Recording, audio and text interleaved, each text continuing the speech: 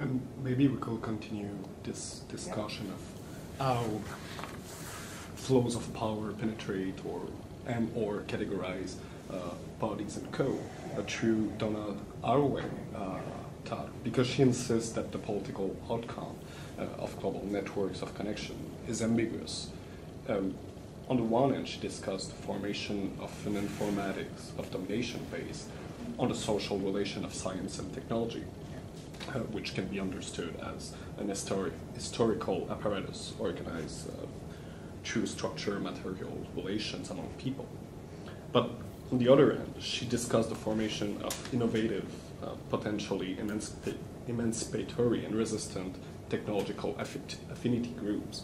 So, considering that cyborgs are the offspring of militarism and patriarchal capitalism, as she says, we would like to hear you about what do you think of her enthusiastic claim that the fathers of cyborgs, after all, are inessential. So in other words, can the human-machine coupling be separated from its origination in apparatus of domination in order to give rise to autonomous forms of life and sociality? Yeah, that's a great question. But now think of in Donna Haraway's context, that all of Donna Haraway's understanding of things is based on the concept of intermediation and of knots of understanding, what she likes to call cat's loops itself. So for Donna Haraway, she would never in fact seek to do away with origins. That's why in fact she raises in the very same essay in which she will end the essay by saying, I'd rather be a cyborg than a goddess. She will, the first half of that essay is on, very brilliant, an equally brilliant analysis of the informatics of domination itself.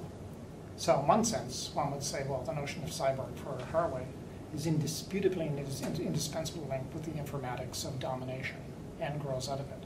But grows out of it in a twofold sense.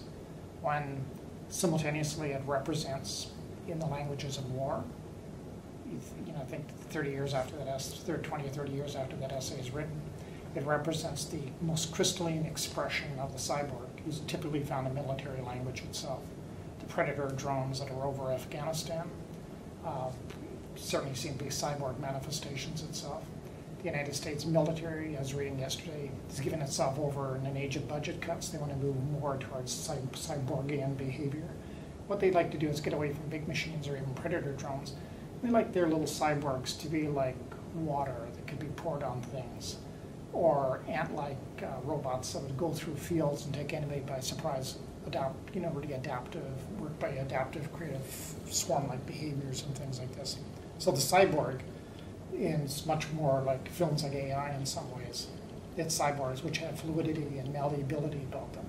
So in some sense, that's directly means the cyborg's directly linked between informatics and domination.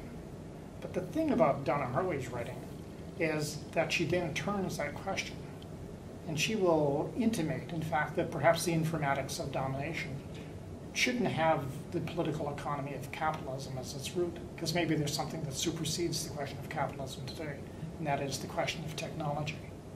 And the question of science and technology for Donna Haraway opens up what a thinker like Heidegger might describe as an opening, a withdrawing into that which withdraws. And I think that's what she has in mind at the end of the essay, this metaphorical notion of the cyborg, part human, part machine, part light, malleable fluidity itself, not simply a machine construct, but a way of thinking about the world that represents the possibilities of real creative figurations, of human malleability of imagination, of the return of dreams, of the embodiment and enactment of forms of critical feminism and acting as critical human beings in the language of the cyborg itself. Donna Haraway is one of these thinkers, and this is a rare ability, and I think is a necessary survival ability of the future, who can hold double opposed meanings in her mind simultaneously at the same time and think into the space of the intermediation, of the bifurcation, of the fracture. And this is such a good question because it really puts its finger on exactly her brilliance, actually, in this respect.